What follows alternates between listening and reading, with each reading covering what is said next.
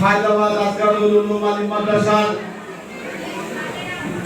Governing বডির অভিভাবক সদস্য জনাব লক্ষ্মণ হাকিম সাহেব উপস্থিত আছেন। হায়দ্রাবাদ আসগারুল উলুম আলিম মাদ্রাসার শিক্ষক প্রতিনিধি জনাব কারি আবু হানিফ সাহেব উপস্থিত আছেন। আমাদের এই অত্র এলাকার আরেক প্রবীণ শ্রদ্ধেয় মুরব্বী জনাব হোসেন মাহমুদ ভাই উপস্থিত আছেন, যিনি হাসিনা বিরোধী আন্দোলন করতে করতে অত্যন্ত কঠিন পরিস্থিতির মধ্যেও যিনি জুলাই যোদ্ধা হিসাবে আমাদের অত্র এলাকা থেকে নেতৃত্ব দিয়েছেন। সকল হাসিনা বিরোধী আন্দোলনে এবং জুলাই আন্দোলনে ছাত্র জনতার আন্দোলনে সকলের সাথে একাত্ম হয়ে আন্দোলন সরাসরি অংশগ্রহণ করেছেন সেই প্রিয় সহযোদ্ধা জনাব শফিকুল ইসলাম উপস্থিত আছেন। আমাদের এই অত্র এলাকার আরেক জুলাই যোদ্ধা আমাদের এই শ্রদ্ধাভাজন জনাব জাহিদ হাসান বাবু ভাই সহ বিভিন্ন পর্যায়ের নেতৃবৃন্দ, অত্র মাদ্রাসার শিক্ষক শিক্ষিকাবৃন্দ, অভিভাবক এবং ছাত্রছাত্রীবৃন্দ সকলকে আমার পক্ষ থেকে শুভেচ্ছা এবং অভিনন্দন এবং জুলাই যোদ্ধাদের প্রতি রুহের মাগফিরাত কামনা করছি। তো আজকে যে জুলাই 2024 সাল নিয়ে আমরা আলোচনায় উপস্থিত হয়েছি।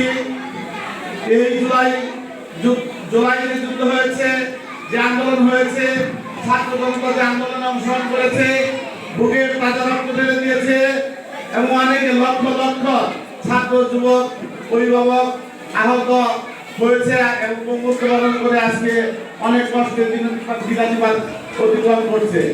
তো এই জুলাই যে আন্দোলন, এটা একদিনের আন্দোলন না, এই আন্দোলনটি ছিল 2026 সালে 2006 সালে শেখ হাসিনা লগির বইটার মাধ্যমে বাংলাদেশের হাজার হাজার জনতাকে হত্যা করেছিল এবং 2008 সালে যখন সে জোর জবরদস্তি এবং ইন্ডিয়ান ষড়যন্ত্রের মাধ্যমে বাংলাদেশের রাষ্ট্র ক্ষমতায় এসেছিল, তারপরে বাংলাদেশে যারা বাংলাদেশের স্বাধীনতা সার্বভৌমত্বের প্রতি আমাদের বাংলাদেশের সীমান্ত প্রহরা দিত, সেই বিষয়ে যারা বিডিআরের যারা দায়িত্ব ছিলেন তাদেরকে হত্যার মাধ্যমে বাংলাদেশের যেই শক্তি সামর্থ্যকে বিলীন করে দেওয়া হয়েছিল এবং ইন্ডিয়ার কাছে মাথা নত করার জন্য একটি রাষ্ট্রকে প্রস্তুত করা হয়েছিল।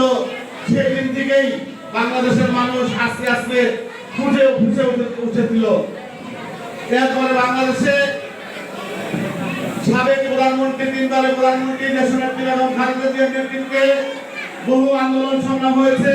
হাসিনা বিরোধী অনেক আন্দোলনে আমরা সকল আন্দোলনে অংশগ্রহণ করেছি এবং পরবর্তীতে 5 মে 2023 সালে হেফাজতের আমির মাওলানা আল্লামা শফি সাহেবের নেতৃত্বে যে আলেম ওলামারা যে আন্দোলন করেছিল, আপনারা সকলে জানেন, সাবধান করে মানুষকে পাখির মতো করে এই আলেম ওলামা, মাদ্রাসার ছাত্র, হেফাজতের ছাত্র, আলিয়া মাদ্রাসার ছাত্র সকলকে পাখির মতো হত্যা করে শেখ হাসিনা সেদিন মৃত্যুর মুখে ঠেলে দিয়েছিল এবং সেদিন বাংলাদেশের থেকে এই লাশগুলি পর্যন্ত এই দেশের মাটিতে দাফন করতে যায় নাই।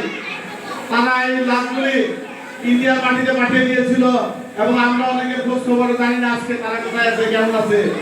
তো এইরকম ভাবে বাংলাদেশে যখনই কোন শেখ হাসিনার আমলে কোন নির্বাচনের পরিবেশ তৈরি হয়েছে, তখনই তারা মামলা হামলার মাধ্যমে বাংলাদেশে একটি নির্বাচনকে বানচাল করার জন্য, তারা একদিনের নির্বাচন করার জন্য তারা সেই পরিবেশ সৃষ্টি করেছে। এবং আমরা যেহেতু আওয়ামী লীগ বিরোধী আন্দোলন সংগ্রামের দায়িত্বশীল নেতা ছিলাম, আমরা সহ যারা হাসিনা বিরোধী আন্দোলন করেছে তাদের সকলকেই শেখ হাসিনা মামলা হামলার মাধ্যমে এই এলাকা থেকে তাড়িয়ে দিয়েছিল এবং আমরা বিগত সময়ে কোন নির্বাচনেই শেখ হাসিনার সময় আমরা আমাদের ভোটার অধিকার প্রয়োগ করতে পারি নাই। এইভাবে যখন দেশে এই এলাকায় আমরা সন্তান হওয়ার পরেও আমার পরিবারে এই এলাকায় প্রায় 100 বছর যাবত বসবাস করে, কিন্তু আমরা এই এলাকার মধ্যে ছিলাম রোহিঙ্গাদের মতো, যে আমরা এই এলাকায় বসবাস করতে পারতাম না, আমরা এই এলাকার বাইরে সবাই বসবাস করতাম এবং আন্দোলন সংগ্রামে অংশগ্রহণ করতাম, আবার আমরা পালিয়ে বেড়াতাম।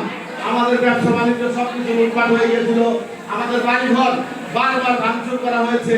এর মধ্যে যখনই আমরা এলাকায় এসেছি তখনই পুলিশ দিয়ে আমাদেরকে লেলিয়ে দিয়ে আমাদেরকে গ্রেফতার করে কারাবাস করতে হয়েছে।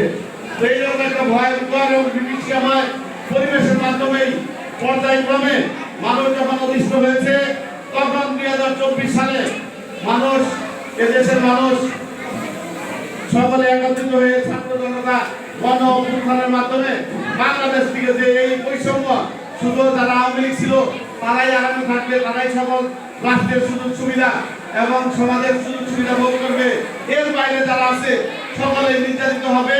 কেউ তার স্বাধীনভাবে কথা বলতে পারবে না, তাদের মনের ভাব প্রকাশ করতে পারবে না, কোনো বিষয়ে মতামত দিতে পারবে না। আমি এই মাদ্রাসার ছাত্র, কিন্তু এই মাদ্রাসার মধ্যে আমরা কোনো আচার অনুষ্ঠান কোনো কিছুতে আমরা আসতে পারি নাই। অথচ এই মাদ্রাসার আমরা দীর্ঘ 10 বছর 12 বছর আমরা এই মাদ্রাসার ছাত্র হিসেবে লেখাপড়া করেছি।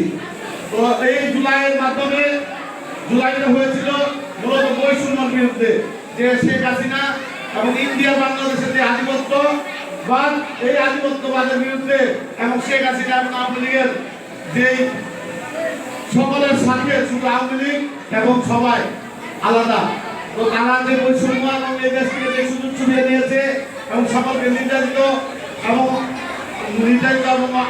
অপদস্থ সহ নানান রকম সমস্যার সৃষ্টি করেছে বাংলাদেশে, এবং তাদের বাড়ি ঘরে থাকতে দেয় নাই। নানান রকম সমস্যার কারণে বাংলাদেশের মানুষ সকলে একত্রিত হয়ে এই জুলাই মাসের 1 জুলাই থেকে শুরু হয়েছিল কোটা আন্দোলন। কোটাটা মেধা নয়, কোটা চাই, কোটা নয় মেধা চাই। মেধার ভিত্তিতে এই বাংলাদেশের আগামী বাংলাদেশ সরকার পরিচালিত হবে, দেশ পরিচালিত হবে, দেশের নিয়োগ হবে। যারা এই ছাত্রছাত্রী আপনারা আছেন তার লেখাপড়া করবেন, কিন্তু কোটার কারণে আপনারা চাকরি থেকে বঞ্চিত হবেন। তো এই বঞ্চিত ক্ষোভে ফুটে ওঠে জুলাই আন্দোলনের সময় ছাত্ররা এই কোটার বিরুদ্ধেই আন্দোলন করেছিল, এবং তখন শেখ হাসিনা বলেছিল যে ওই মুক্তিযোদ্ধারা এখন তাদের মাতৃভাষা কোটাই শুধু দেশে চাকরি পাবে, কিন্তু অন্য কেউ দেশে কোনো চাকরি পাবে না। তো ওইখান থেকে এই আন্দোলনের সূত্রপাত যখন বড়ভাবে শুরু হয়, তখন ওই আন্দোলনে আমার চোখের সামনে আমি দেখেছি অনেক এই অত্র এলাকার অনেক মানুষ নিহত হতে, অনেক ছাত্র জনতা নিহত হতে, এবং আমরা সকলে ওই আন্দোলনে সাহসিকতার সাথে নিজের জীবনকে বাজি রেখে ওই আন্দোলনে আমরা অংশগ্রহণ করেছি, এবং 5ই আগস্ট শেখ হাসিনাকে পতন ঘটিয়ে বাংলাদেশে এই নতুন বাংলাদেশের সূচনা করেছি। এবং এই নতুন বাংলাদেশ হওয়ার পরে আপনারা দেখেন যে ওই আন্দোলনের একটি ছবি আপনাদেরকে আমি দেখাই। এই দেখেন সেনাবাহিনীর ট্যাঙ্কের উপরে আমি দাঁড়ানো, আমার সাথে ছবি বিভিন্ন নেতৃবৃন্দ আছে। ওই দিন শেখ হাসিনা পলায়নের পরে এবং ওই আন্দোলনে আমরা এই যে ট্যাঙ্কের মধ্যে আমরা সবাই দাঁড়ানো ওই আন্দোলন করার পরে, তো এইভাবে আমরা শেখ হাসিনার